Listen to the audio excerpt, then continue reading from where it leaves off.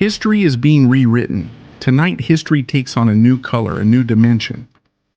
Because Nicolas Maduro wasn't in the bunker, he was somewhere else. We have what could have been the address of the last residence of Celia Flores and Nicolas Maduro, Moros in Caracas, in Venezuela, and also Maria Corina in the Vatican. Well, family comments, let's begin.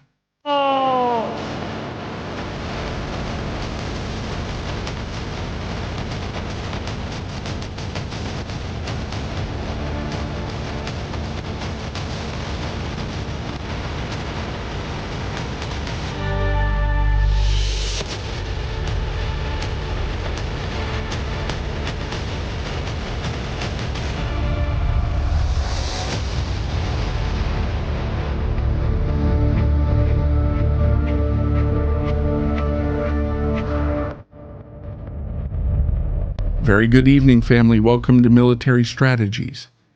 We are live right now, January 12, 2026. Events occurred on January 3rd, 2026. We thought everything had happened in one place, and every day that goes by, we keep discovering new things. Every day that goes by, we discover that maybe what we were told, what we thought, didn't happen the way we believed. The House of the Pines, the bunker at the Fuerte Tiuna Academy. Forget about all that tonight. Open your mind. Reset. Because the story starts from scratch, so don't miss it here. On Military Strategies, tonight's show is incendiary without a doubt, just like the cover Donald Trump. Looking at Maria Corina and Pope Leon, welcome family. We are live right now on Military Strategies. How much has happened since the year started? It's only been 12 days and we're on the brink of a multi-domain war. In the southern hemisphere, in the northern hemisphere, Ukraine, Iran, Israel, Venezuela, Cuba. What more could you want? I can't take it, and we urgently need a truce. Urgentemente. Diosdado Cabello has appeared. He is alive. I'm sorry to disappoint you, but not all the news is bad. Not everything is bad. Godfather. It seems that the stress of the last few months and weeks hasn't been very good for Godfather. And the illness he was going through isn't forgiving him. So Godfather, he might have little or no time left. Just to be clear, welcome to Military Strategies. Super chats are open. All goals are open tonight. I want this to be interactive. Let's get to the point. Maria Corina went to the Vatican to see the Pope Maria, a pope who doesn't. At first, after Maduro's arrest, the Vatican, officially they said that the sovereignty of countries must be respected. A Vatican that has connections with Venezuela is welcome, and there are suspicions that there may be Maduro accounts in the Vatican Bank.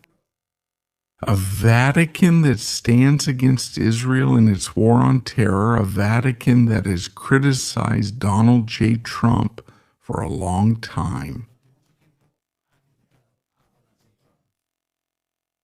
Let's view the live images, Military Strategies. Don't miss it, because I think this is really worth it. We're just 72 hours away. I think that on Thursday, Maria Corina will arrive at the White House and meet with Donald Trump. The man who has power in Venezuela, the one who officially acts as the interim president of Venezuela. Although be careful, things are not as we think. There won't be a regime change. Let me be clear. I know people expect Maria Corina to go there and receive the Nobel Peace Prize. Are they going to sit in the Oval Office? Is Trump going to pull out a bottle of one of his liquors? Will he give her Melania's perfume, some flowers, and put her in Miraflore's palace? No, that's not going to happen. You need to know that right now. You need to be aware that scenario's not going to happen, at least not in the short term. We don't know what the future holds, but we have to be realistic. Before people get hit without a bandage or anesthesia, I prefer that people know what's going on and what's happening right now. The United States of America has two important fronts open. One is the vital existential decision to launch an attack on the regime of the Ayatollahs, who have been mocking Donald Trump for over 72 hours. Military leaders say Donald Trump talks much but does little. It seems they took the attack on Fordo as a joke. On the other hand, the supposed mass releases of prisoners, more than 1,100 prisoners are being held, kidnapped, whatever you want to call it, tortured. Only 41 out of 1,100 have been released. I don't know what the format for mass releases is or what the number should be to consider it a mass release, but this has nothing to do with a mass release. On the other hand, I've already received information, I won't say from where, that several candidates are already making sure their names reach Donald Trump.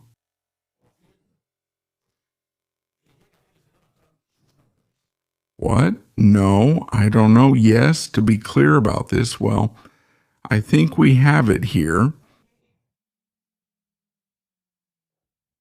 I think the video of the day is here. Look, I haven't downloaded it. I've just been watching it because I was so shocked. I was like Maria Corina. I got really nervous. That's what she said. I'm very nervous. Maria Corina being welcomed by Leon 14. I think that's his name. His name is Leon 14, right? Yes, Leon 14. Let's watch the video and draw conclusions from this whole story. Honestly, I want your opinion. What do you think? I'm going to be clear with the question. Do you guys think it's appropriate that 24 to 72 hours after meeting with Donald Trump, you go to the Al Vaticano. Vatican to see a figure who has been critical of the United States military operation in Venezuela? What's the intention behind all this? Who is advising Maria Corina from the inside? Video. Very good morning.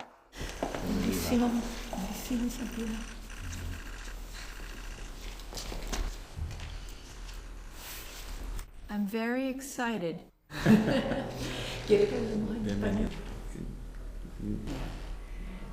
Thank you.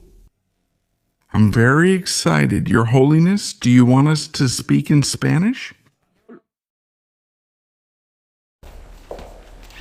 All right.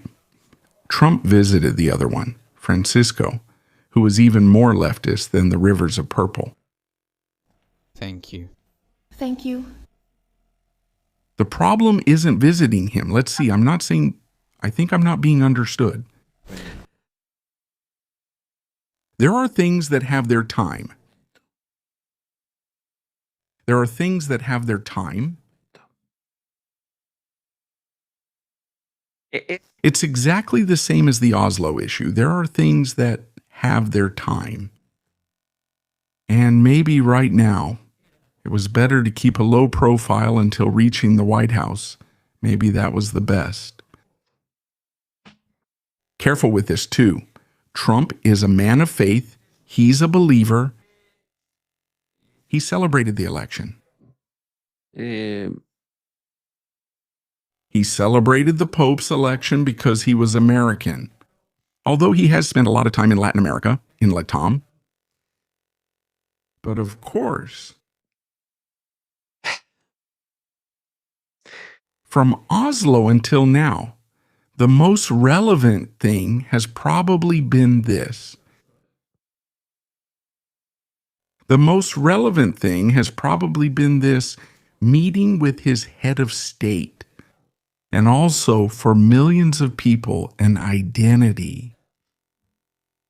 But I return to my existential question, which I've asked since December 1st. I've been here since December 1st. I've been saying, who's going to give Maria Corina the Miraflores seat in Venezuela? Is it going to be the Pope? Is it going to be the King of Norway? Is it going to be Pedro Sanchez? Is it going to be the President of Canada? I don't know.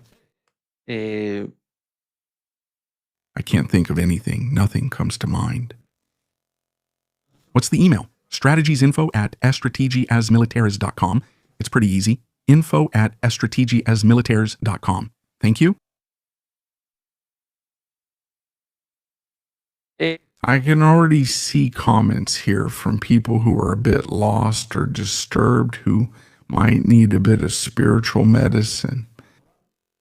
Estrategias, you seem Catholic, so don't claim you don't believe in God, like Sanchez or Merritt. We're not discussing strategies. If you think I have to be the center of attention here, I don't have to be the center of attention. It doesn't matter what I am, because what we're seeing here is a much more important issue, which is a meeting between a head of state, who is the Pope, and someone aspiring to be a head of state, because it's already clear that he's not going to be a head of state in Venezuela.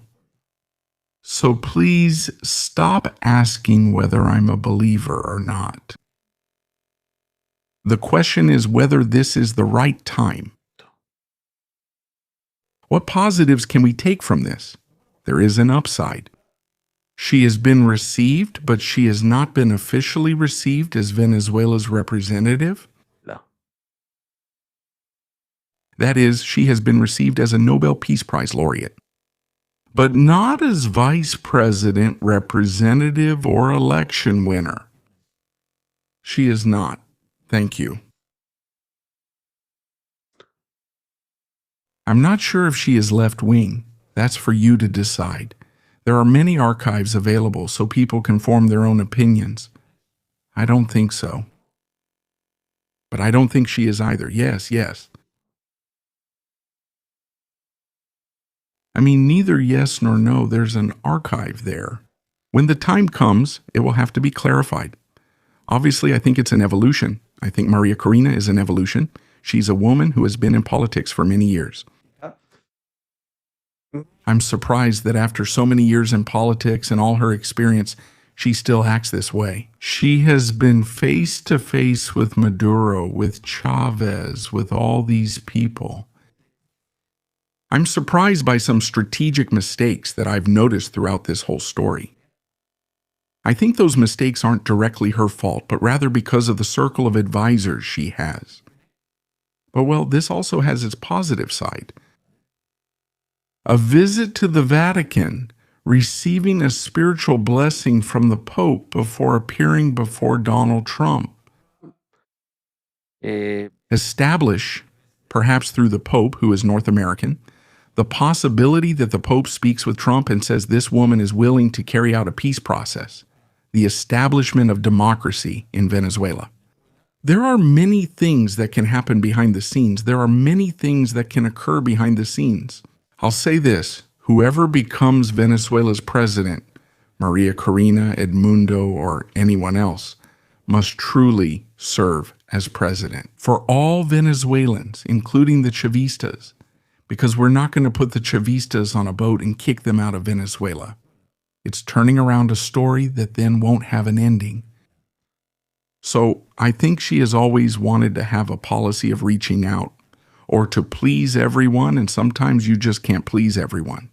This is also another one of the big problems there are. That's why last night I was saying, hey, maybe it's better for us now that Trump is there. State 51 for a while, even though in the survey we did, 60-something% said yes, the rest said no. It was more or less very balanced. Thank you. It's clear that these kinds of meetings have to be analyzed very carefully. Maybe this meeting was already marked on the map, or rather scheduled on the calendar. And is it going to be too dangerous for Maria Corina to reject or cancel the meeting with the Pope because of the Donald Trump issue? I'm pretty sure that Maria Corina's schedule was already set. This meeting had already been scheduled for a month, directly since the Nobel thing, so that it would happen today, and the Donald Trump issue came up at the last minute. So she didn't really have any flexibility to postpone it afterwards. Possibly. No, I don't think she's making a nod to leftism. I don't think so. This Pope is a little more, it's just that Francisco was too much. Francisco used to call the priest in Gaza every night to encourage the Hamas troops there. I mean, Francisco was a different story. Leon is a manager. He intends to keep things going in some aspects. He's not a man who likes to get into a lot of trouble. He has gotten into some trouble with Israel already because there have been some interventions that weren't appropriate. And what about the issue with Venezuela? The other day, he said he commented that the sovereignty and the decisions of sovereign countries had to be respected. He obviously criticized the military operation to remove Maduro. At least that's what appeared in Reuters headlines and other news agencies. It doesn't mean he declares full sympathy, but thank you. Maduro, he sent a delegation of representatives when the Pope left. In fact, I don't know if it was from him or who it was that went to the Vatican. That is to say, there is contact, there is a connection. It's also true that the Catholic Church has gone through different phases during the Chavista dictatorship. In these 27 years, there have been times when the chosen cardinal, the representative of the Venezuelan Church, he has had wars with Diosdado Cabello, but literal wars of insults on El Mazo. And now, well, there's a sort of I need you. If you remember Nicolas Maduro's latest speeches at all his rallies and all his showmanship, he was seeking an approach toward Catholics and evangelicals. Catholics and evangelicals, an important source of power in mobilizing people. He didn't achieve it. Obviously, he did manage to recruit some priests and some pastors. And we already know what they're about. They're not shepherds of sheep, but of wolves. But in general terms, there has indeed been an approach from the regime toward the church that's clear. Maria Corina, putting herself there, I repeat, she has gone in the capacity of a Nobel Peace Prize winner. Perhaps what was missing is that Edmundo should have gone with her. If what they're trying to do is present an image of unity regarding the situation in Venezuela. Even though Edmundo shared Maria Corina's photos on Twitter, that's why I say I have the feeling that Edmundo wants to distance himself a bit from the storm that's happening right now. And he wants to let Maria Corina handle the whole situation, which could also be smart since Edmundo is already an older man. We recently saw him struggling in a recorded video, so thank you. Reading a statement that he was reading. There were some moments when he had difficulties. He's an older man, right? It's exhausting, to be honest. The Venezuela project needs a younger person who has more natural time of life ahead to plan a process that will take years and isn't something that starts now. This is like building a cathedral. You start it, you don't know who will finish it, but the original architect is there, his signature is there, even if others come after. So, is it necessary for someone to leave a signature in the recovery process? Reconstruction of Venezuela. It could be Maria Corina, but now there are more people who are going to run in that race. llamémoslo. Should we call it electoral or the transition race? There are two clear things here that starting this week, we are going to have to start accepting. So far on social media, the topic that's been circulating a lot is, do we want Maria Corina to take power, or do we want the world to take power, for them to be the ones to lead the transition? And then there's another movement that says, no, let's not go to elections and let Maria Corina win there in an election. Without Chavismo and without dictatorship, that's not going to happen. That is to say, there will be elections, and the elections will surely be under an administration that is in turn related to Chavismo. If the Rodriguez are there, tell me, what kind of elections will there be in the country?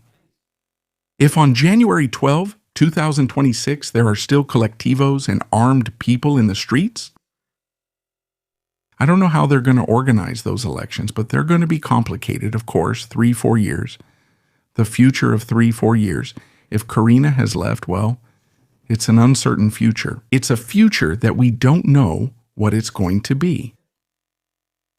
Some people have high expectations for what will happen at the White House on Wednesday or Thursday. There are people who think this will be solved by giving a prize to Donald Trump, a prize that won't be recognized by the Nobel Peace Prize organization, which will surely cause problems if she ends up giving it to him, offering it to him, that it will be withdrawn by the organization, because those are the organization's rules, that the prize cannot be transferred. And the moment that prize is given away, it is property of the Nobel Peace Prize organization, because there are different Nobels, Nobel for science, for peace, for different things. In the end, you could end up without Miraflores, without the Nobel Peace Prize, and with nothing. So she has to carefully consider and measure what she's going to do, what she's going to deal with regarding this issue. Nicolasin. Long live Christ. May Christ pour out his blessings on Venezuela. My God, this one is more than ready to go to the Vatican. Amen, amen, amen. Well, me today. Man, if the father was a clown, then Nicolasin already has half a neuron from his father, who didn't have many to begin with. Like every day we get up. Pastor Nicolasin, who goes partying twice a month. As a missionary to Margarita Island, with women of questionable morals twice a month. How old do you think Nicolasin is? He looks like a young man twice a month. That's not much. With the energy that Father has dancing this little dance he invented, I see him as lazy, but well, it's the same.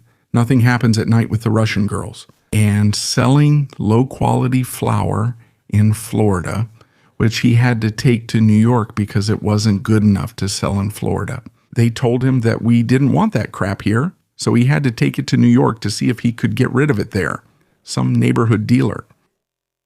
And then in the morning, he picks up the Bible and repents for his sins, and that's good. Repenting is good. That's good. This week has been complicated. Today I admit that this event, God and all of you gave me energy. Hasn't it been Margarita Island, huh? Because we are human beings and that's it. And that's why we sin. Sunday arrived after a week that... Sunday we apologized. Monday he left for Isla Margarita and everything reset. I think so. In 15 years, only a week, 8 days have passed, and today I woke up and well, it hits me. Today I woke up and realized that I had to repent for my sins. The exhaustion. Hey, maybe. Nicholas Zing is setting up a convent of Russian women over there on Margarita Island. Imagine who's going to be the pastor. The emotions, thoughts, the... Russian. Of all kinds. But I was in a meeting today, I said... Why not fly to see my father? Today I have a meeting with God. Well, I'm not going to be lucky. In Bolivar Square in Caracas. today an encounter with God. We cry out to our Lord and in every square in Venezuela for the peace of the country. It's the first thing we have to ask God. Please pour your blessings on Venezuela. Let's listen. Hey, if they take the Nobel Peace Prize from Maria Corina and give it to someone else, they might give it to Nicholas Zing. It's a soap opera. Forgive me for laughing. Let's move on to more serious things. Location of Maduro's bunker. I'm going to make you jealous. Let's play cold, cold, hot, hot. Where did they wake Nicolas Maduro up? Where did they get him from? Let's start playing a little here in this store. The military strategies tonight. Let's see what happens. Let's see. Thank you.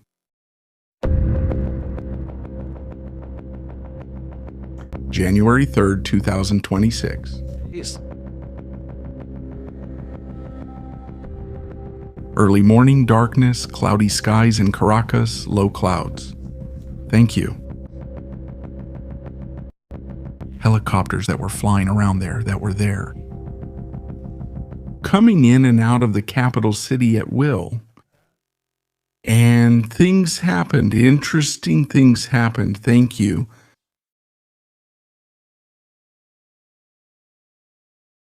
What do you think happened in here, in the bunker we see here?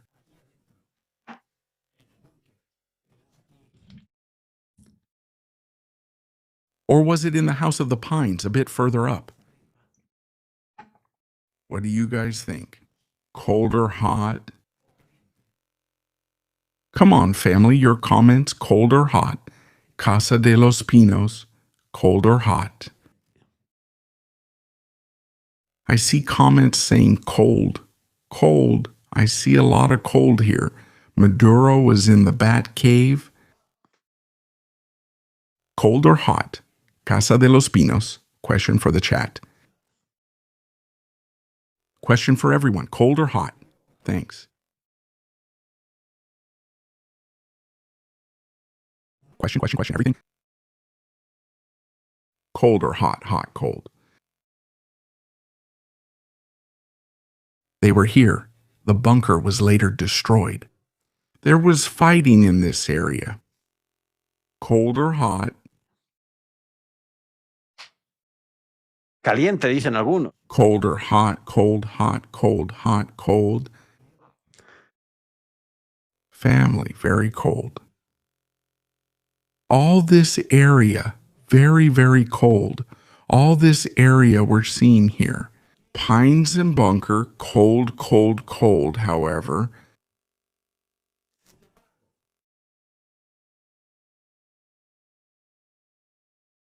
Around this area here,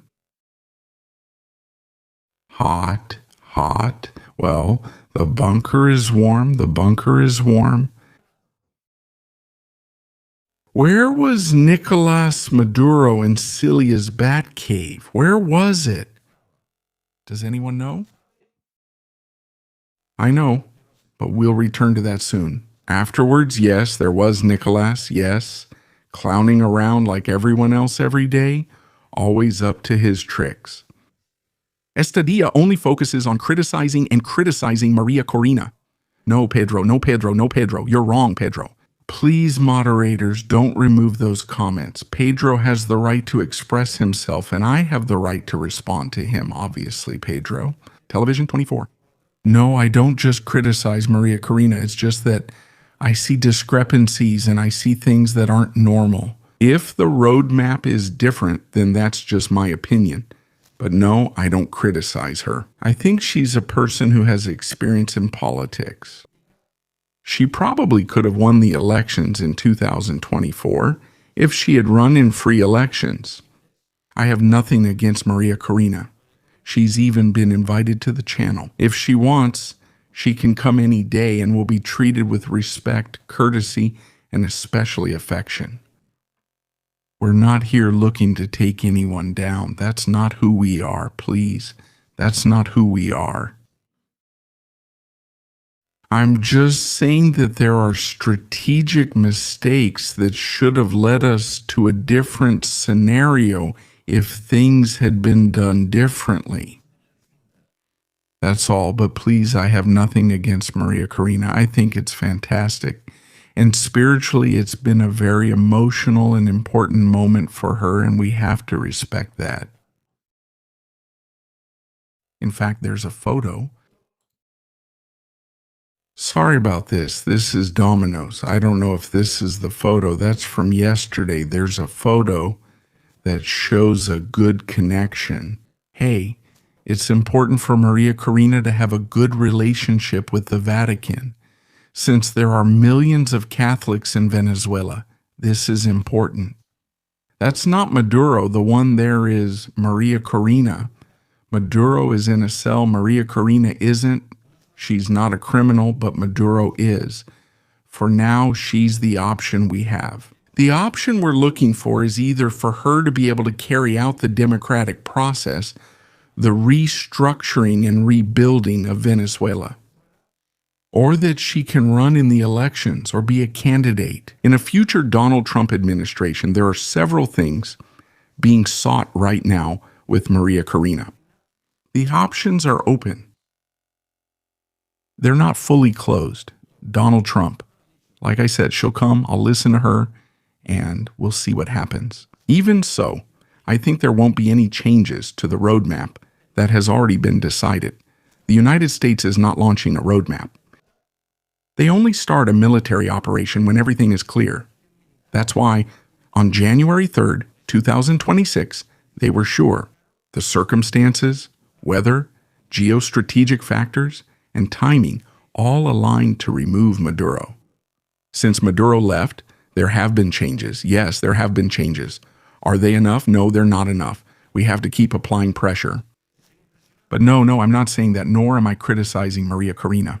On the contrary, this channel is not for criticizing Maria Corina. And I'll say it again.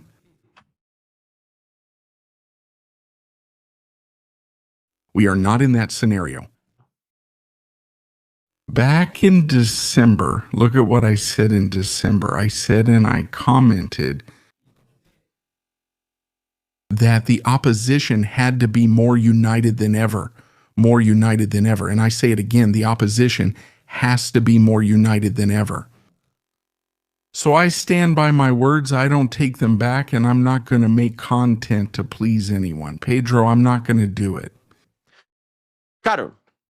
Carol, good afternoon from Venezuela. Sir, Maria Corina is not left-wing. I haven't said she's left-wing. She's a Democrat. Yes, I've said she's a Democrat because she wants democracy shown in the organization of the July 2024 elections. Carol, I never said she's left-wing. Those are others' comments, not mine. I've mentioned some videos are controversial, but I never called her left-wing. You'll never see me say or comment that she's left-wing, Carol. Maria Corina doesn't choose who the Pope is, Papa. She doesn't choose him. There could be a Pope who is elected as a communist or leftist or with progressive policies, which is how Francisco liked to call himself, or he could have come. For example, imagine if Leon hadn't been progressive and had been from the more conservative line. I mean, we would have already seen a Pope from the conservative line. It doesn't matter. It doesn't matter. I think the debate isn't whether Maria Corina is leftist. No, you're totally missing the point. You're totally missing the point. In Venezuela, there's a dictatorship. It's not about being left or right. It's a dictatorship. In a dictatorship, there are no left or right. There's just a dictator. The point is, there's no choice. In the United States, there's the Democratic Party. Let's call them the left, and the Republican Party. Let's call them the right. Well, both of them are there. There are elections in a democracy. Sometimes one side governs. Other times the other side does. But it's not a dictatorship. In Venezuela, it's a dictatorship. What happens is that they wanted to use the term Bolivarian Revolution, Castro style. Negro Primero and Sucre and all these people for their own story. But right now, officially, The only opposition in Venezuela is her. And this world. When I say her, I mean the entire group. And now, from this moment on, new projects will emerge and new movements will happen. And there will not be a battle, but rather a mosaic of political and ideological options within Venezuela. Of course there will be. Of course there will be. Why is Maria Corina wearing black? I'll explain it to you. Officially, by protocol in the Vatican, every woman who goes to see the Pope has to be dressed in black. It's a matter of protocol. I think there are only 2 or maybe just 1 woman who doesn't have to follow that protocol. And both are part of the monarchy. It's not the show we have to do either. Give me a second, we have a problem. Just a moment.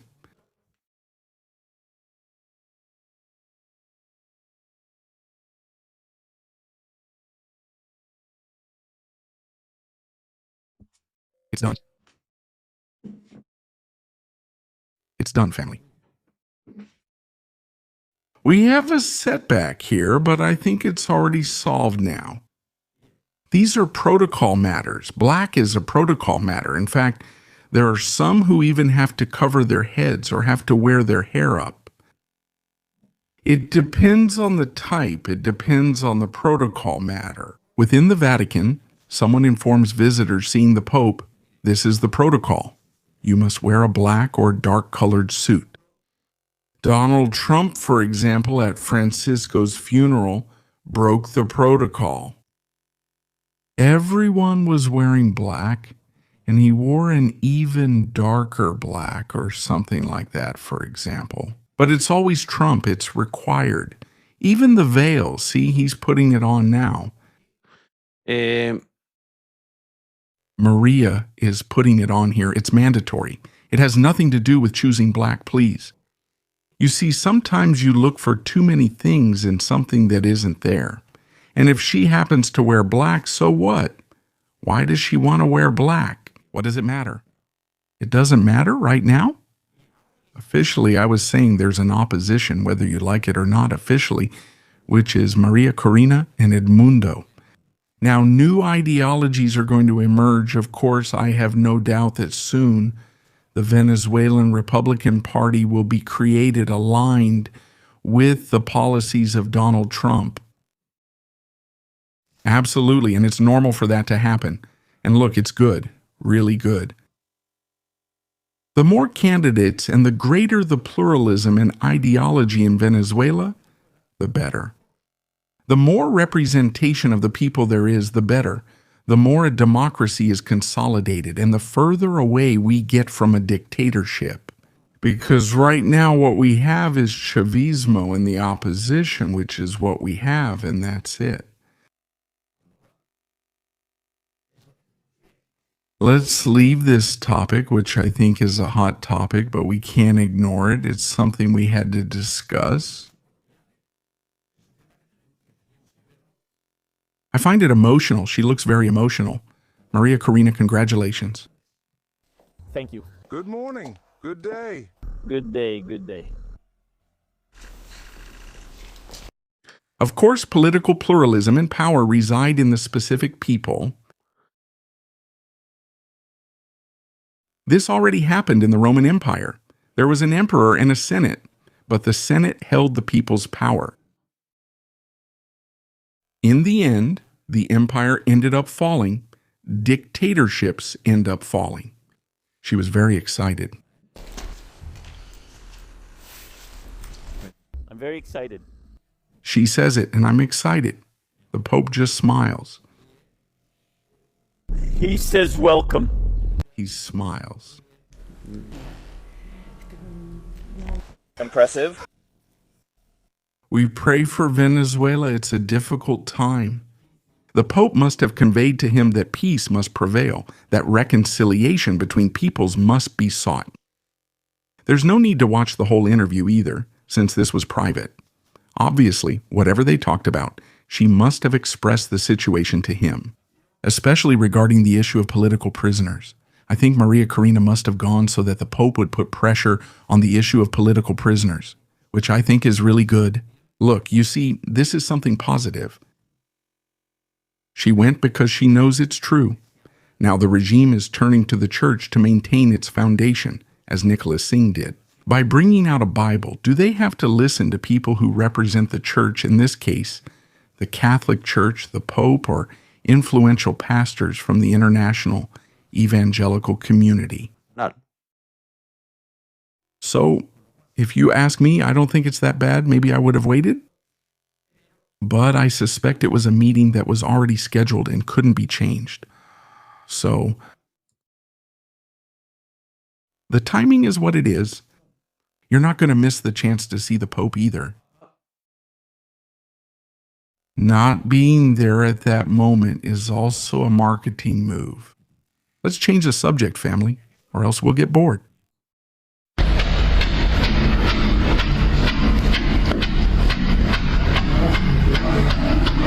Thank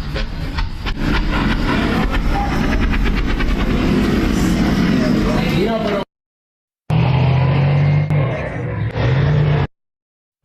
No, dude, this can't be serious. Dude, let's move her. Dude, let's move her.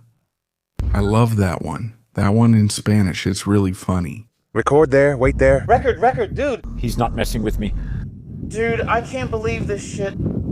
Dude, you're messing with me, aren't you? Dude. I trust you with it, dude. All right, dude. What happened that night?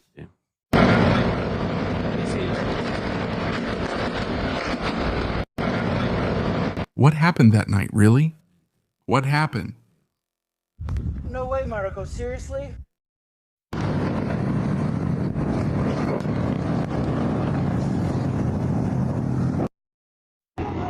What is this? Thank you.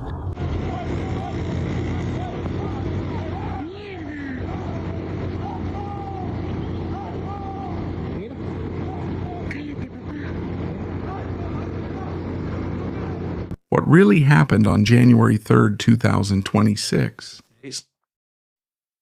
They've already talked about futuristic weapons, about the Star Wars, spectral sound weapons that make people vomit and bleed from their ears.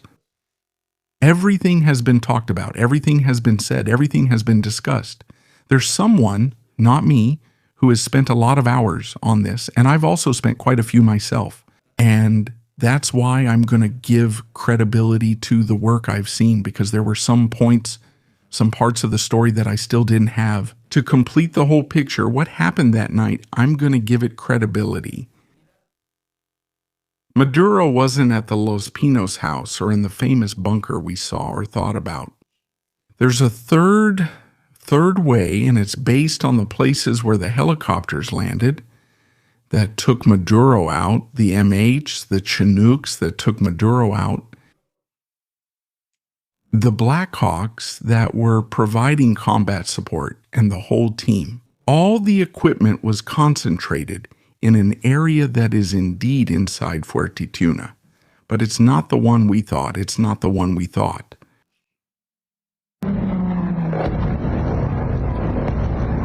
It's impressive to remember this thing we used to think.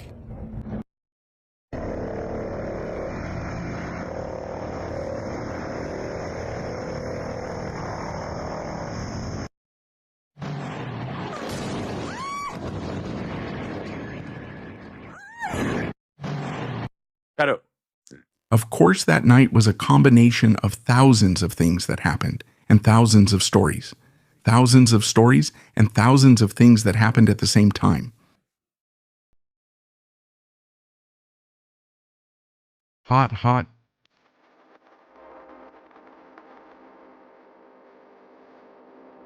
Hot family. 19,000 people live right now. Thank you. Some people are wondering if Maria Corina is left-handed. Some are asking where Maduro and his wife slept that night. I don't know which is worse. Hot. Let's see it.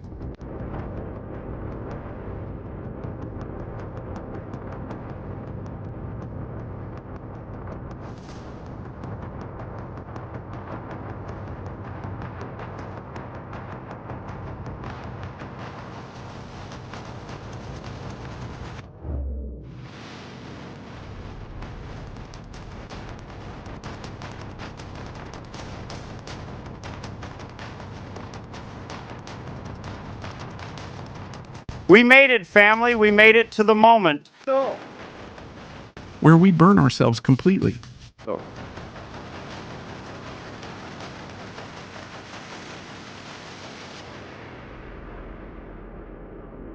United States never talked about a bunker. They talked about a panic room or a safe room. Maduro never said anything like that either. I have the so-called infallible bunker. Look at this place. From here, it looks like a fortress.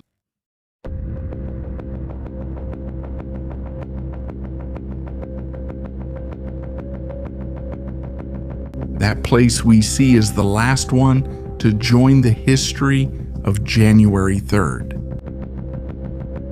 of 2026. It's a place that was built not too long ago, which has a swimming pool, high walls, and construction started in 2018. Here we can see it. We can even see some reinforced structures like the one we're looking at there. It's nearby.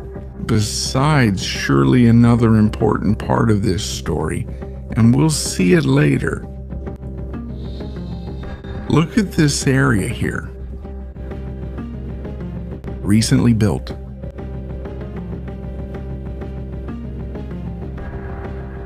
A structure. Year 2018 Quetar. In 2019, it still wasn't finished.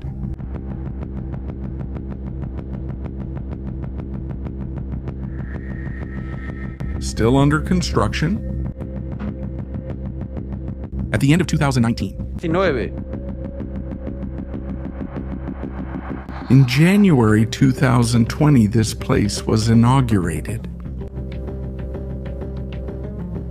What did we base this on? The images we've seen, which were recorded from this area here, show how the helicopters from the United States of America landed on this structure. On this place, thank you. And now the story becomes even more mysterious.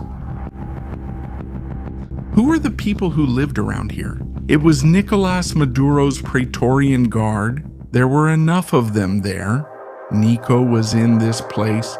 He wasn't in that place. We could think so, yes, it does meet the necessary conditions for Nicolas Maduro to be there. Restricted access. Guard post. In fact, now you're going to see something. I just noticed a detail. This is incredible. We're live, and I think I just noticed a detail we saw the other day. Thank you. And it's important. Let me look for the video. I hope I still have it. Yeah. Aguilar's photographic memory.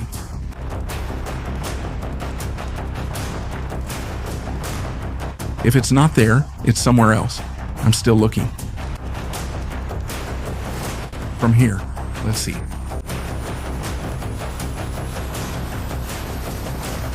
Let's see if we're lucky. There's a video. Where that entrance is shown, an armored vehicle destroyed, or a vehicle that has been heavily damaged by enemy fire. I'm looking for it. If not, I'll have to look for it another way. subscribe, I'm going to have to look for it another way. It's just that place, that entrance. I just recognized it right now, just as I passed over it. And it fits. It fits with this story we're talking about tonight.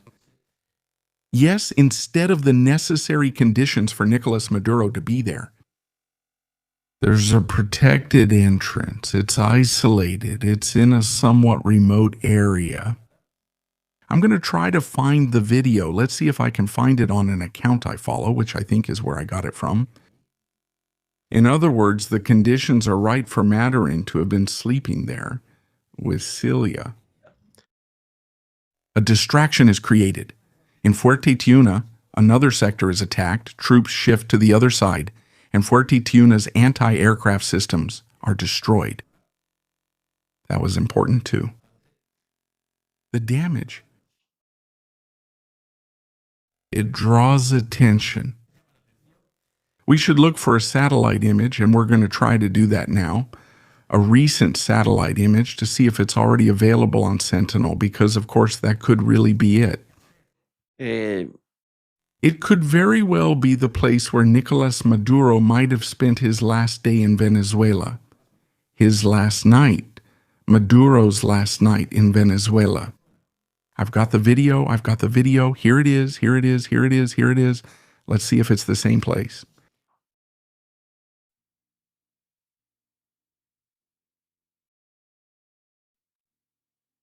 That's an entrance in a wall. There is. 1 second.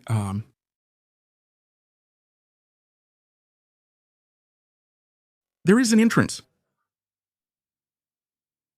There is a wall. It doesn't turn any further to the right, so we can't see the whole layout. No. It could be that this was recorded from the inside, meaning it's recorded in reverse. Now I'm going to show you the perspective, which is different, right?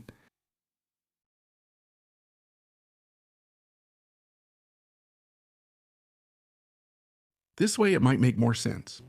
Let's see. No, it doesn't make sense like that, because there's greenery and mountains behind. I'm here making my guesses, so forgive me when I get like this. Okay, we have mountains behind us. A double-lane entrance, an armored vehicle right at the beginning. Yep.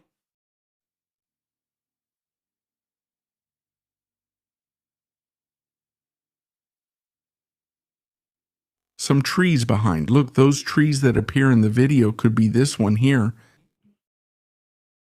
It could be this one here. That appears right there.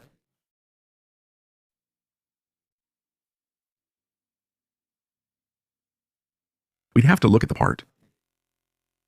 If there are also some trees, of course, because you see the vehicle and the tank there. At the beginning, you see the 4X4. It might not be either. I can't say 100% for sure. But it could be fine. According to the latest reports, like I said, from the images that have been collected and shown, the elites land in this area. Around here,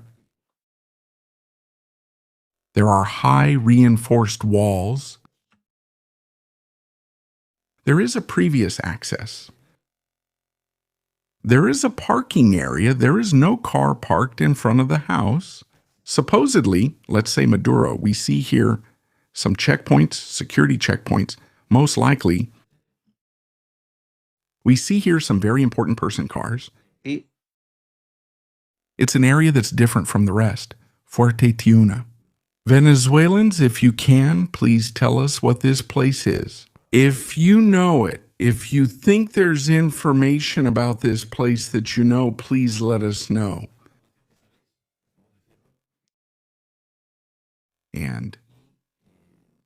And we'll talk about it. It's likely, it's very likely. Let's look at it from another perspective.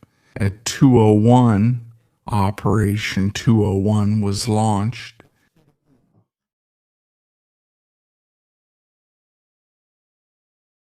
There are images that, I repeat, are very striking. There were 2 or 3 groups of helicopters moving in the area at that time. 2 or 3 groups.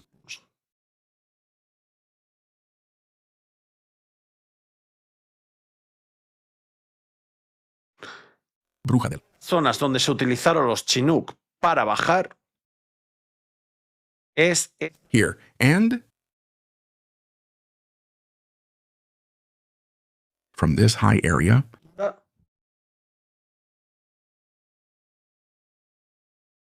there were operators from the United States of America present. At least there is evidence of this matter. Thank you. Why are we going to see it? Let's pay attention. There's a graphics interchange format that I think will make it very clear. Look. Let's see it.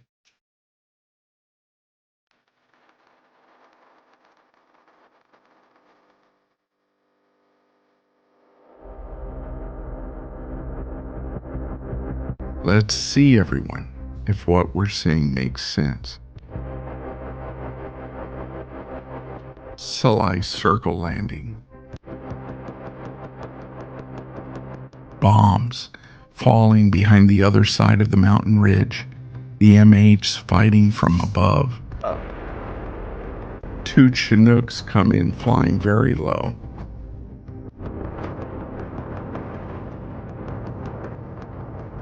And land there. In the end,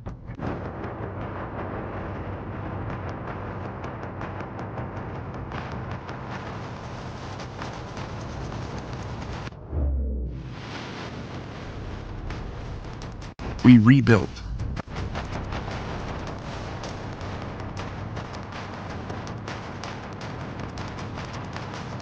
This roof we're looking at, it could be the roof.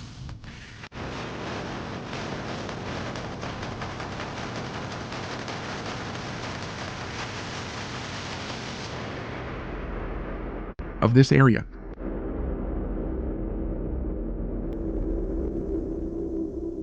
Of these buildings we see around here. You see, it's the same type of roof that you see in the graphics interchange format photo, which is taken from a video. I'll repeat, it's a photo taken from a video. In fact, you can see it. And now that I'm noticing, the way the roof is cut, it's not straight, it's not complete, but the roof has these fins that come out here. So we know it's recorded there. And now we see the 2 Chinooks arriving right at that point, the critical point.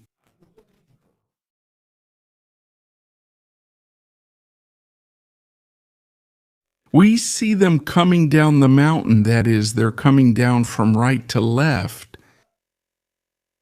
Let's look at a recent photo. There we are from right to left, and they land in this area.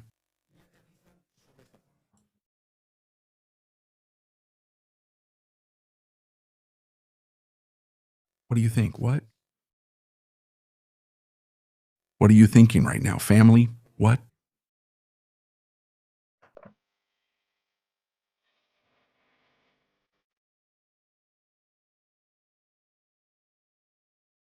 Is there more?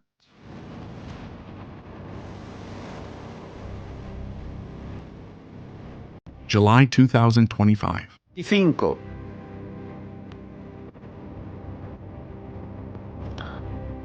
July 2025. 5. 1 second, family. Yep. There's more.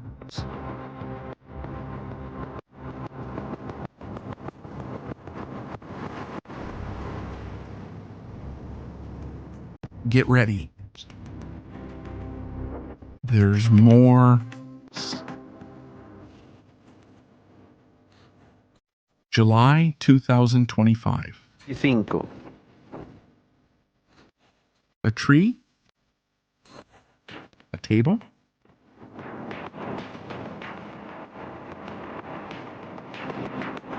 A wall?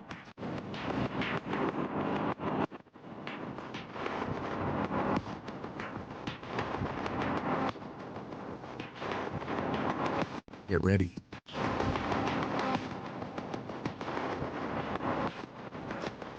Family. Breaking news on military strategies.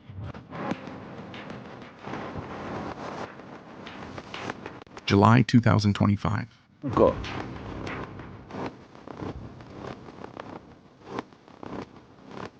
Video of Nicolas Maduro.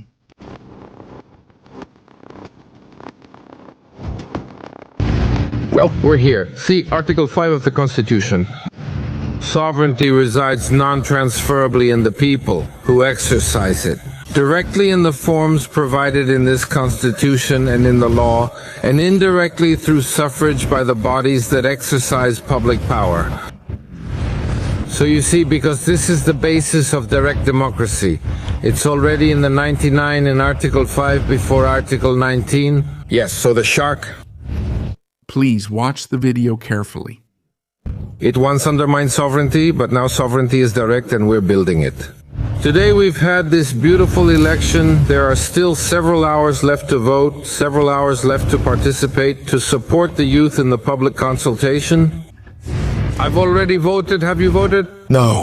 You haven't voted? Rodriguez, I haven't voted. You voted? I haven't voted yet. Look, because they're leaving him for last, there are a couple of crazy guys, like those little-faced guys who say, you voted, Alfredo Nazare. 550. Are you going to vote A and 50? Yes, 550. Admiral voted A. At 6 in the morning. Selita already voted? I voted, well. Look how beautiful this salmon tree is. Here the sun is beautiful. Today there are some clouds around here. Some clouds over there? The wind, the fresh wind blowing the wind.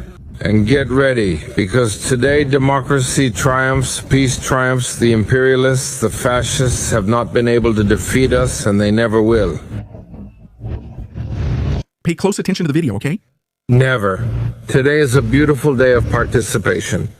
7 elections in 12 months, and in this 7th one, we're gonna come out, as always, victorious. Peace, democracy, and youth, because they're going to have their projects. Vote for youth. Let's go.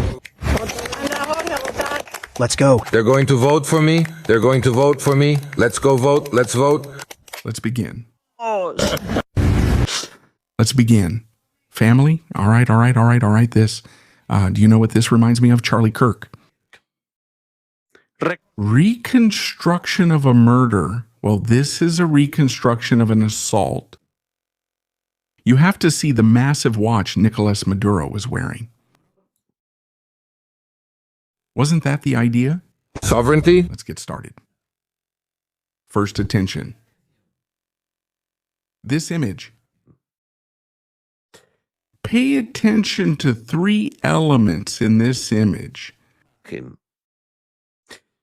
Stop at the person right behind Celia Flores. I think she's the mayor of Caracas, but I'm not sure. And another one of the henchmen, I don't know who he is either. Sorry, I'm not a specialist in identifying dictators. Look at the back wall, the wall that goes to the right, and look at the marks on the floor, the back wall. Marks on the floor. Important point.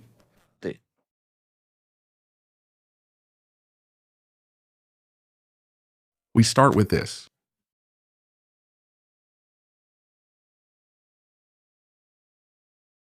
Let's get to it. Thank you. Looking at this photo where Nicolas Maduro is having a coffee, sitting outside what could be his house. In July 2025. Thank you.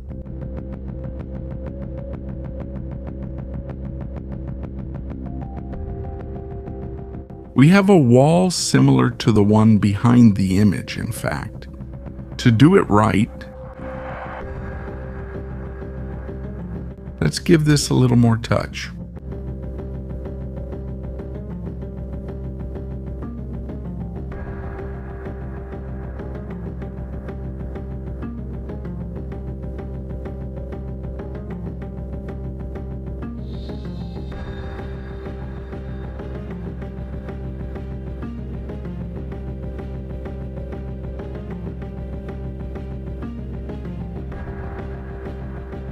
Here we go, huh?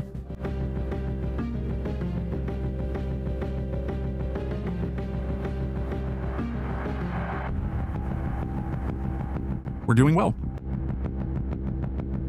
We have a wall that's straight, the one right behind us, the one we're looking at. Then we see that wall that turns. It marks another line. Yeah. We draw on the map.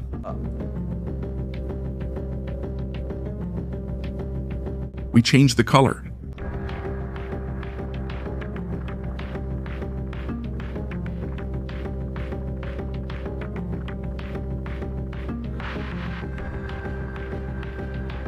We continue.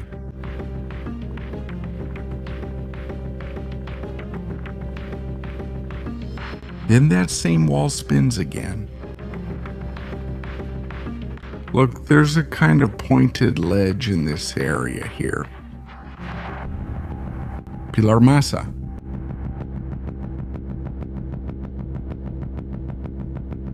No, I don't think so. No. We see that wall. Look again. There's a point where that wall, the peak, makes a kind of half turn again. Let's go back to the map.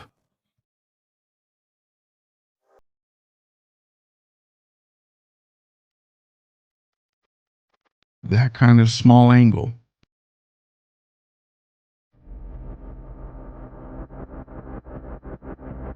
Nico, were you here? Was this the infallible bunker?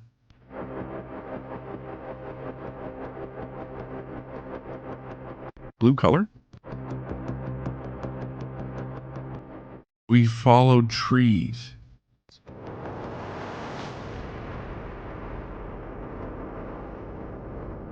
The trees are right here. We have the lines on the ground.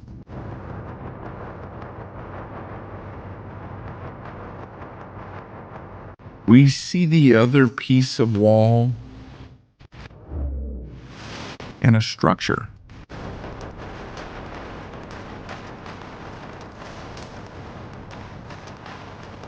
The end of that wall and a structure.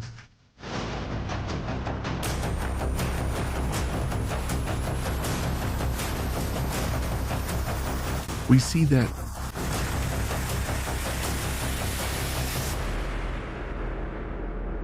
between Mr. Sonrisa's, look at Mr. Sonrisa's gap. There's a gap back there. There's a gap back there, huh? See? Back there behind the bald spot.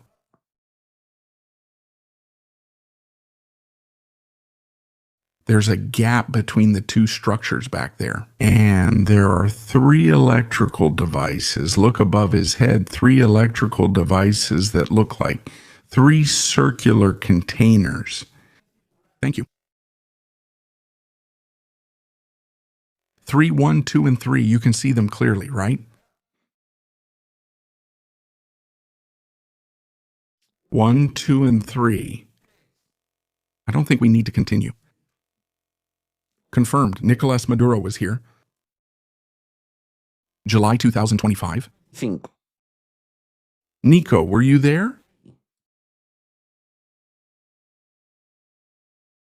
Is this subject's geolocation confirmed? Is it public so you can see it? He went out for coffee with friends. Thank you. Welcome, Garden.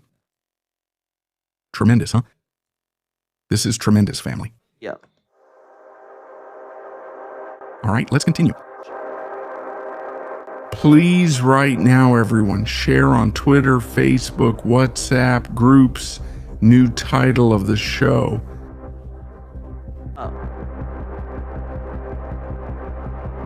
Nicolas Maduro was captured in a different place. Let's change. Let's leave politics and move on to intelligence. Let's move on to mystery. Let's move on to what happened on January 3rd, 2026. Thank you.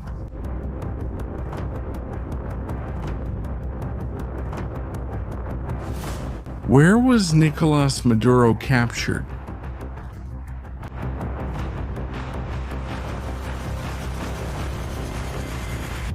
Let's take a look. Why? More information? There are more details, of course. This already changes everything.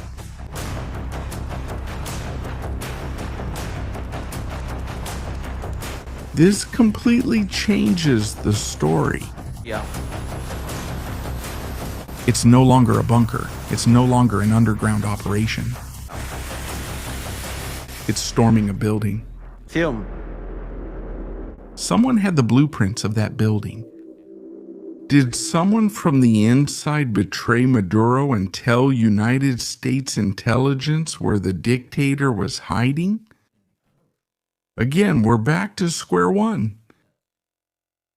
Maduro was betrayed, that's clear. A spacious residence, the only new one built since 2018. Thank you. With the landing. The landing area was there. We saw the helicopters landing. Let's watch the video.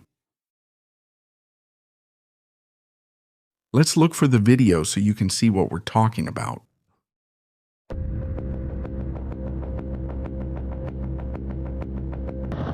Thank you, thank you, thank you.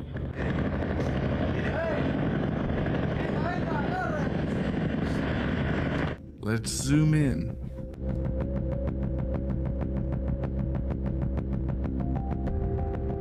Let's zoom in a little more. There. See where the hell has come from. The MH-60S above, thank you, thank you. Some are going underneath. 2 above and 2 below, he says. We listen to the audio.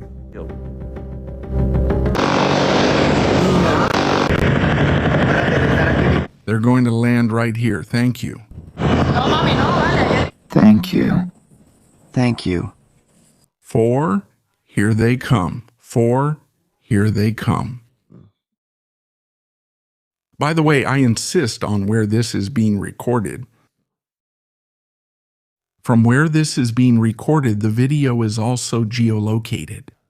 I'm not going to show it for safety reasons because I don't want to show it for safety reasons. But I can tell you that it's the area up above. Thank you, thank you.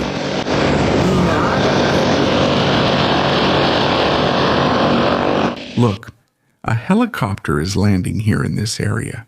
Thank you. Thank you. Let's see. There's a heli landing nearby. If we check the map,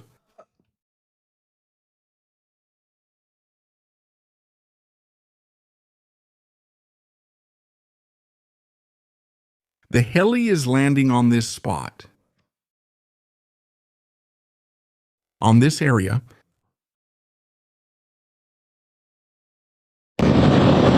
Look how he's shooting at him.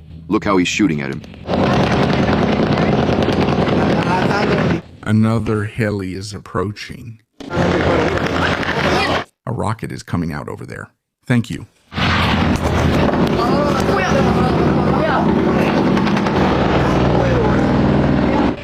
Thank you. Not sure if it's coming now, maybe later. Thanks. Thank you.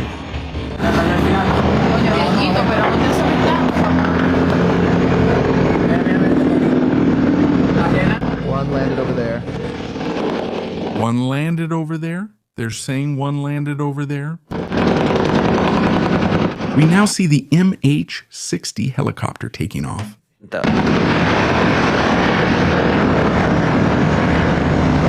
It's really high. All right, my uncle.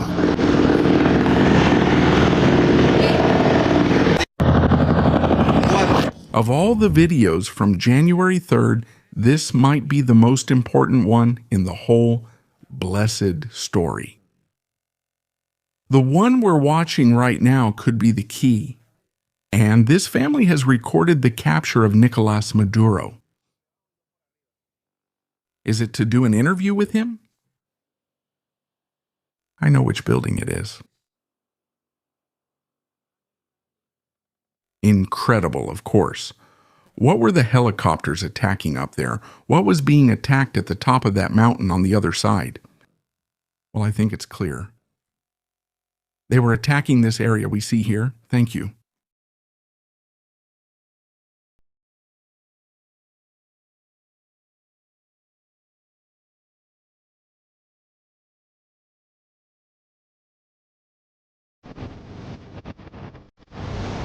They were attacking this entire area here.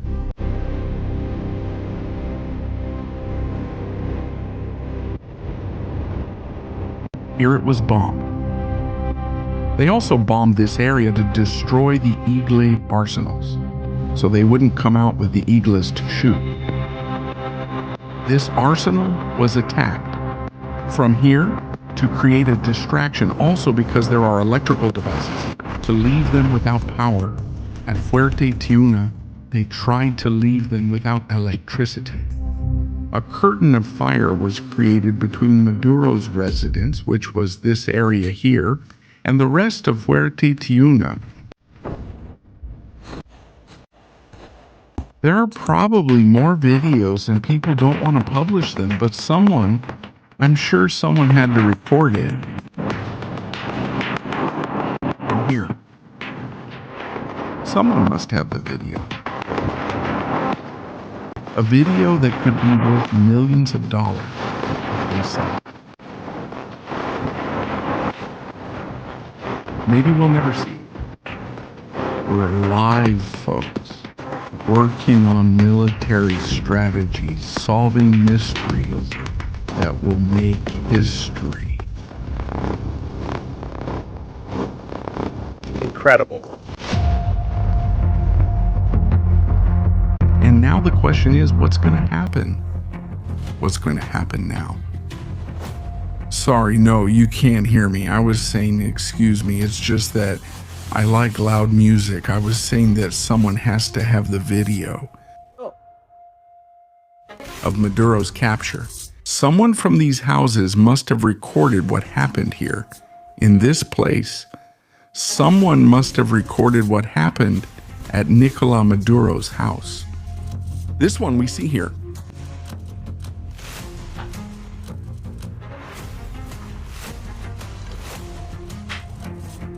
The boss's house.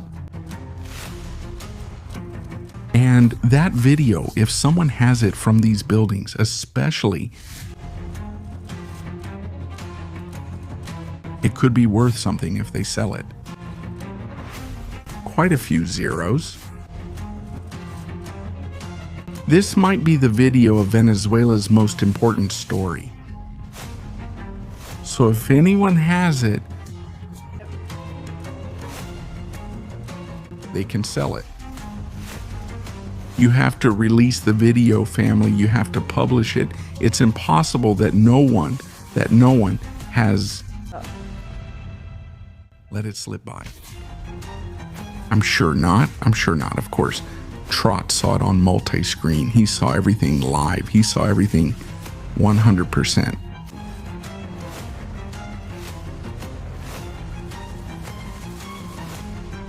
Let's look at another one now.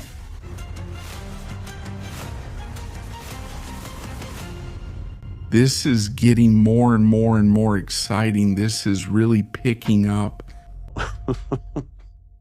An incredible story about Maduro, Nicolas Maduro Oli. Who would have thought a few years ago, 7-8 days ago, that they were going to take him out like that? I don't think anyone.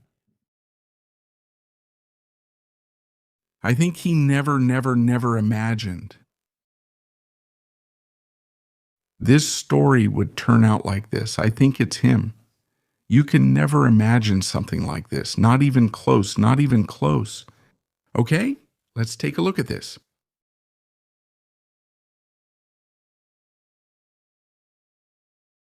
Let's look for Maduro's house.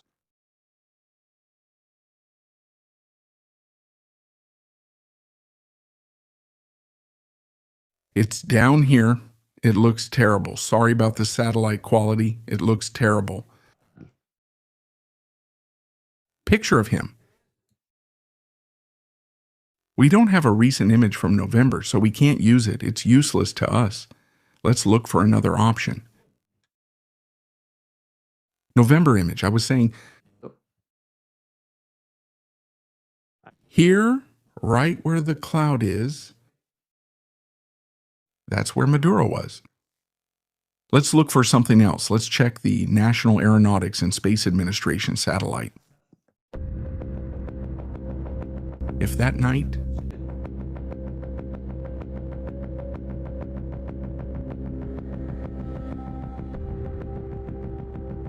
there was some action there, as we say in Spain.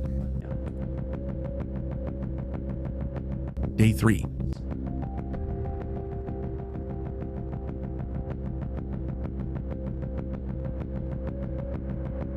Let's see. The little house is right down here. Day 3, nothing.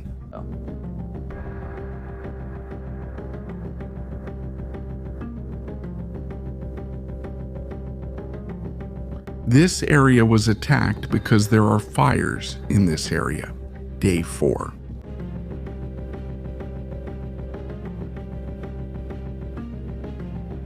On day 3, the anti-air defense system here is attacked.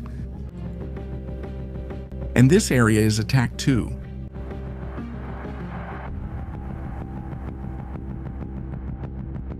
Which can indicate to us. Let's look at day 5. If there was still something burning, not anymore? Well, no, yes, actually, look, the fire in this area was still going on here. Which leads us to understand, to think, that what they tried to do was isolate the area around Nicolas Maduro's house. Here, surely what we were seeing burning was an anti-aircraft defense system. Most likely there was a book system that was attacked. Let's take a look. Thanks.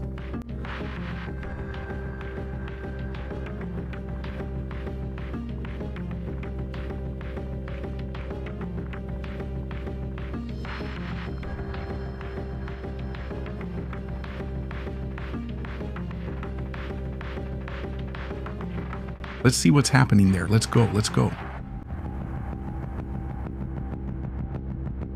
Or was that road simply attacked so there wouldn't be any way to send reinforcements to help?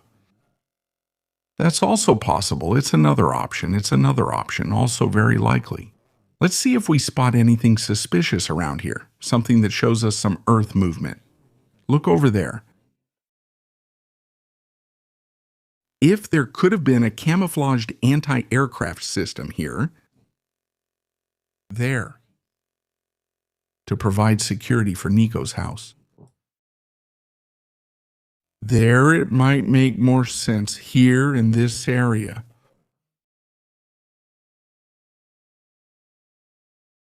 But of course, that's why the Chinooks come in so low. Notice that they come in practically at rooftop level.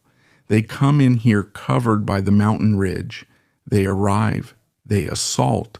What absolute madness. This is where the Cubans would be. Possibly the 30-something Cubans lived here. These could, here I'm already making guesses. These are already stories in my head, but they could be here. Also, look, the vehicles are all very similar. The security guards could be there. Of Nicolas Maduro. It really looks like it. I'd bet on this, thanks.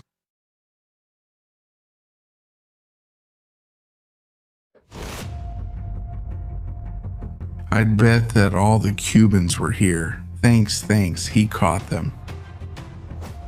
At midnight, they took a rifle, a pistol, and went to see what was happening. Total darkness, bombs falling, deltas with night vision and thermal scopes, boom, boom, boom, boom. No sonic weapons or anything like that. Surely the United States didn't bomb this place because they know there would be families, because it seems like here there's, I don't know, some kind of playground or something like that. I don't know. And here was Maduro. Thank you. I would bet 99. You guys in the chat, what do you think? Family? Was Nicolas Maduro there? I think so. The Russians could also be there. I think so. With the reconstruction we've done, Maduro could be there.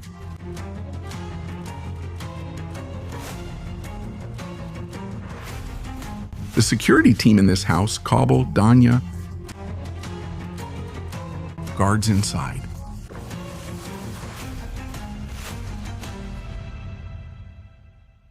I see him.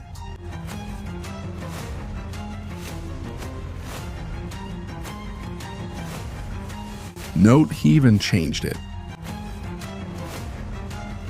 Well, he had a pool there. Sometimes it had water, other times it didn't. It's also a very well kept place. Look at how the garden is maintained. You can see there's regular maintenance, which means there's someone with money who can afford it. Because this costs quite a bit. It costs quite a bit. Anyway, I think that's where Nicolas Melita was, dentures and all. They took everything. And now the question, of course, is, did they come in through the Higuerote? Did they leave? No? Yes, they entered through the back. Now it makes sense. They entered through the back of Fortuna. The elites came in through here.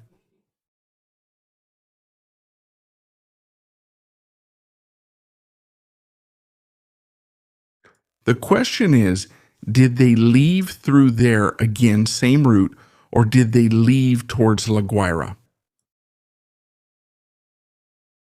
I doubt the United States would exit the way they entered. Too much noise? The first time, they would be prepared, already positioned with the stingers, and the stingers, the igla, the man pads, to shoot down the elites.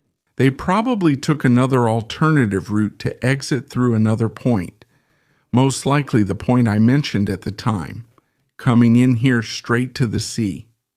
That probably happened. What? Well, another mystery solved. Nicolas Maduro, where he had his little house. Set up in Caracas.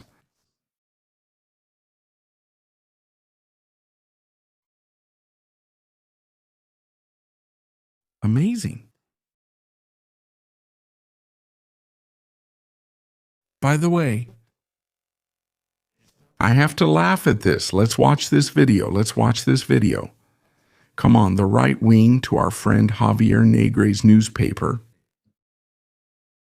Well, Javier Negre, who's currently making waves in Washington at the White House.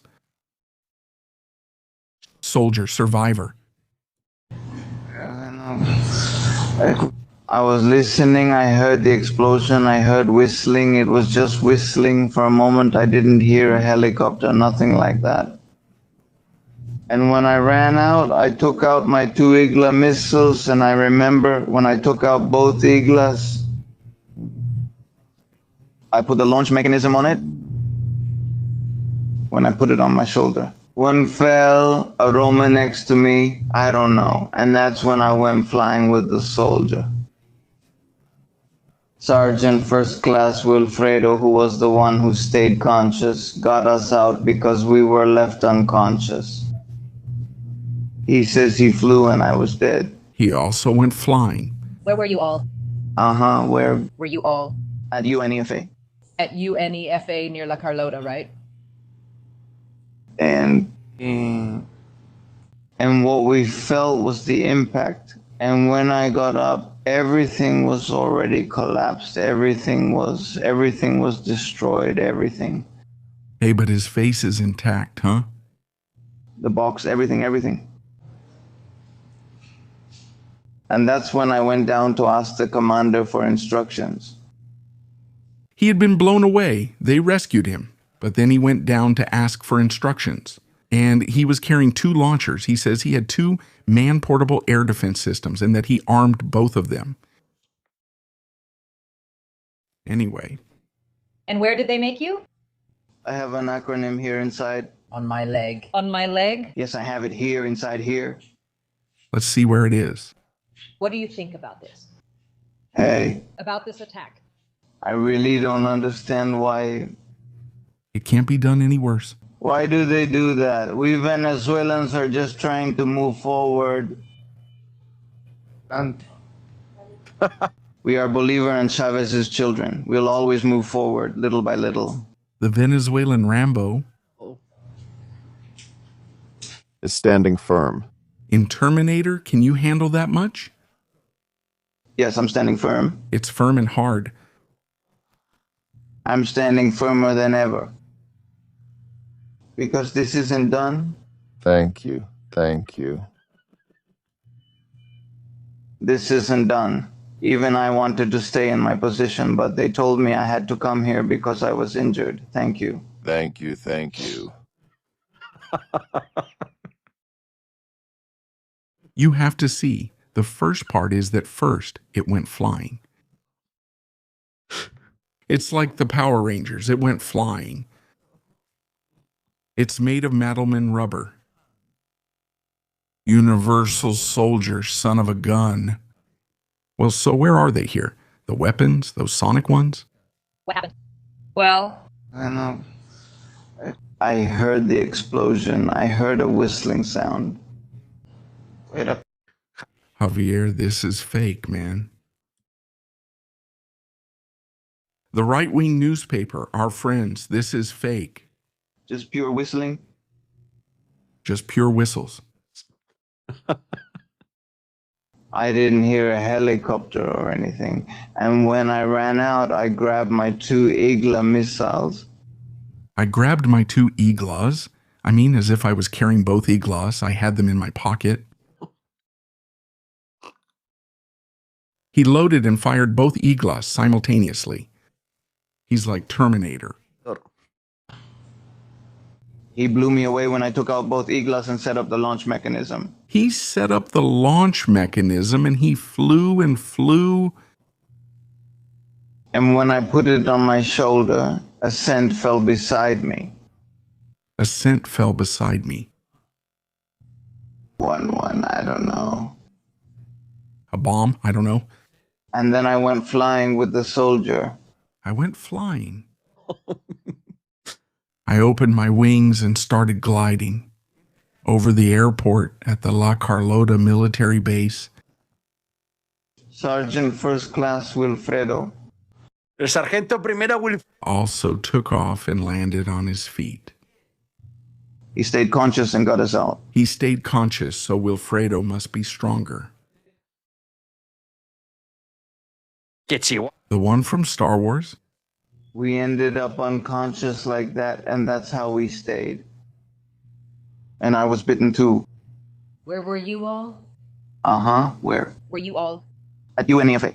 At UNEFA near La Carlota? Uh-huh. Uh-huh. Oh, yeah. Uh-huh. What could they be doing to him? Where he's supposed to have the shrapnel, I don't know. Attention, Bueno family. All right, all right. Oh. All right, all right, all right. Very good. Oh. What's great is twice as good. No. Attention, family. Yeah. Of The Flying Soldier. Do you remember the song The Flying Cat? Do you remember The Flying Cat? Well, so from The Flying Cat, we're moving on. Who's hungry? Who's hungry?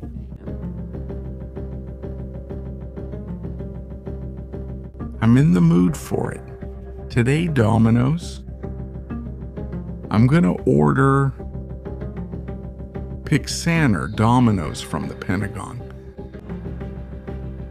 Currently working overtime at Domino's in the Pentagon. Utter chaos at the Pentagon right now. Chamuco, I don't know where, but Chamuco is coming.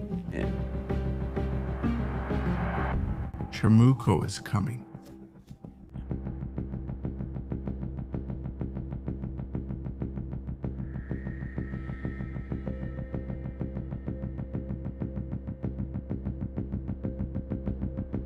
The Scorched One.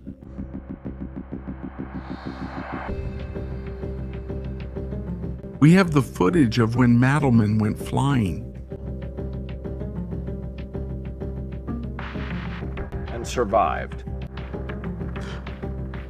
Pay attention to this. Maybe he was referring to what happened here. Some Russian anti-aircraft debris. Madelman shoots. His Igla.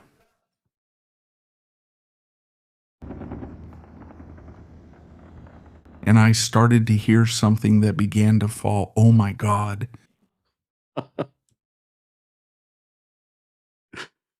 Shoot. Phew, he says it in the video. Phew, Madelman flying, and then he showed up at the hospital.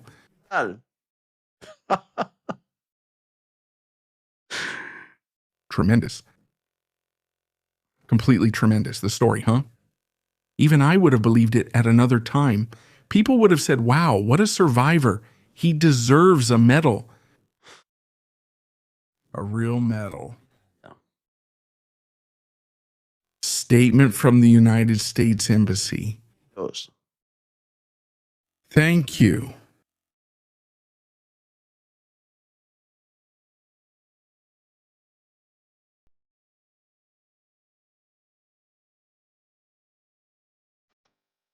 Statement from the White House, statement from President of the United States.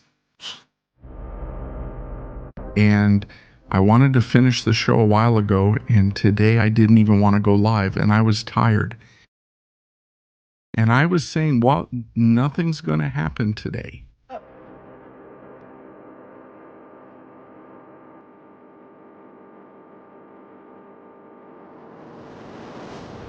much do I like this song? How much do I like it when we play this? Oh. Family, your likes, your comments. Yes. White House statement, bad, very bad news. For Iran?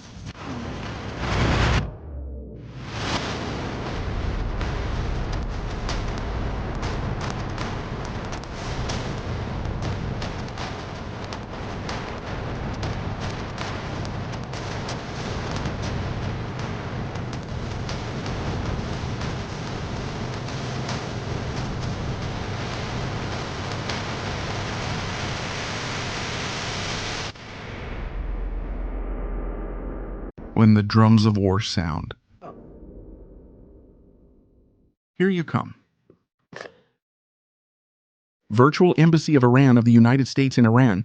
I said to myself, why doesn't the United States have an embassy in Iran? That's all we needed, that we have to send the Rangers there. In red. Get out of Iran now. Bro. Get out of Iran now. Bro.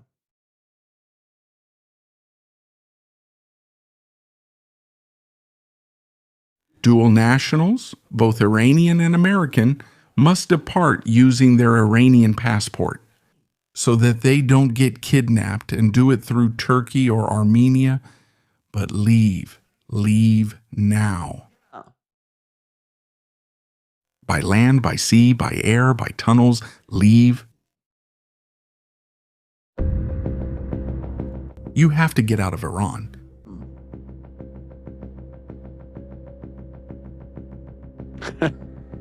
If not, I think we need to expand now. Yeah, we have to expand directly now.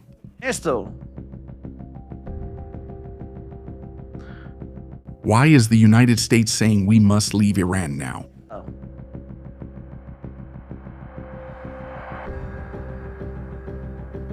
I wanted to do another live stream later, but since we're here, why should we wait? Let's go all in.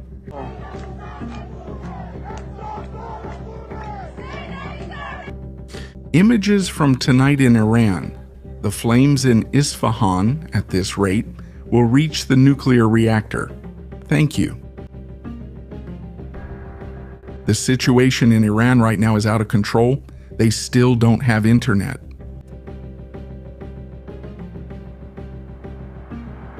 The story continues. By the way, now that I just saw a photo, one moment, excuse me, let's stop here. A serious topic, one of the really serious ones, one of the serious ones. I haven't met him, but I know he's a giant in communication, especially about Venezuela. No. Norby Marine, I don't know him at all, but I want to send him a big hug and all my support. And please, let the people who know him know about it. Because the regime stationed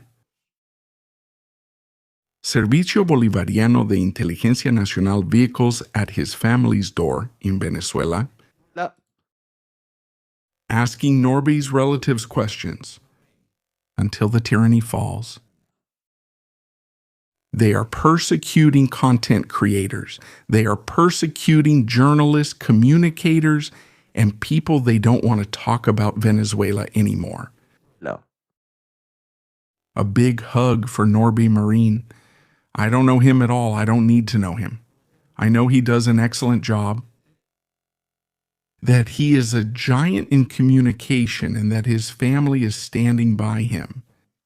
So a hug for you, Norby. Let's continue.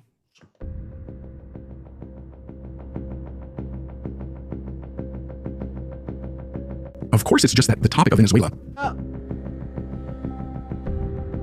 Look how it's going. The regime is sending people to search houses, looking for Starlink antennas. There have been executions. There have been executions of people who had Starlink.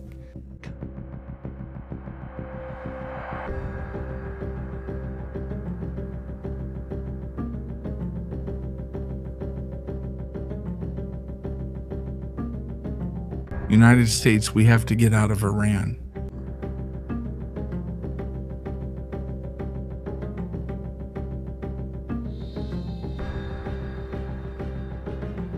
President of the United States of America, Donald Trump, was briefed Monday night on a wide range of military options for Iran, as well as cyber and psychological options. Source: Columbia Broadcasting System. Yes, sir. Source: Columbia Broadcasting System. Yes, sir.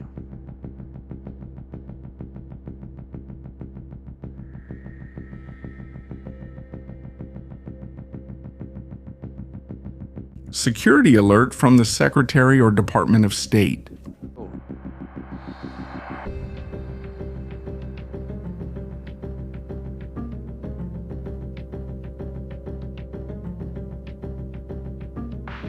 Attention.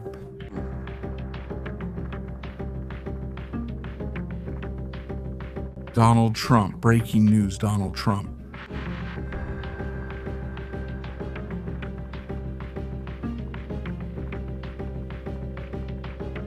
Says the boss, says the chief, says President of the United States next.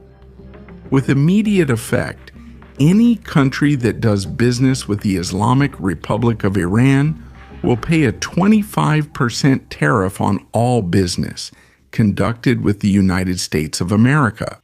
This order is final and conclusive. Thank you for your attention to this matter. Donald J. Trump. We continue.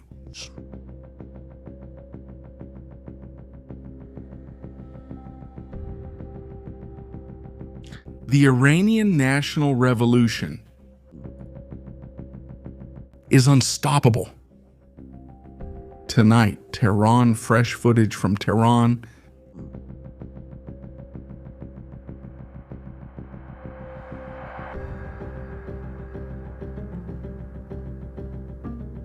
unstoppable right now. There's no turning back here anymore. There's no turning back. If Tehran falls, the dictatorship falls. Very incredible. This story. Yeah.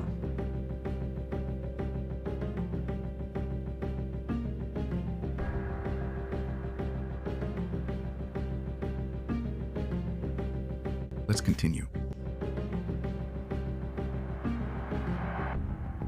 Today, the United States ambassador to Israel said that the United States is not seeking to launch an attack on Iran, but a Pentagon official told Donald Trump, "Sir, we are ready. Will the United States attack without aircraft carriers? Does it need it? It has sent forces to unknown locations. Will there be an element of surprise? What is going to happen in the next few hours in Iran? Decisive hours for the future of the Middle East, for the future of Israel, thanks to him. For the future of civilization." Yes, that's right. France joins in. Unacceptable what happened in Iran. Not much more, says Macron, who always calls things unacceptable. Everything is unacceptable for the French. Nothing is ever acceptable. The United Kingdom's Secretary of Foreign Affairs, Arichi. The violence must stop immediately. Others who will probably bomb Iran as well. Let's see what happens. What's going on with this story? Well, family, I hope you enjoyed today's live stream. I really loved it. We've had a bit of everything. We've had constructive criticism. We've had intelligence. We've had breaking news. What more could you want? I don't think there's anything else to ask for.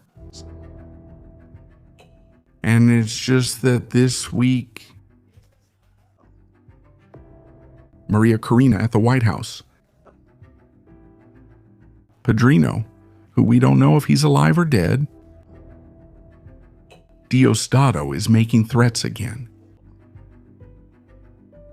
Iran fighting for its freedom and us in the middle of this burning island called Earth? Hard days are coming ahead. We must stand united for freedom. We must stand united against tyranny. They are no longer here. They believed they were immortal and would destroy Israel. And they ended up 6 feet under. Family, see you in the next show here on Military Strategies. Best regards.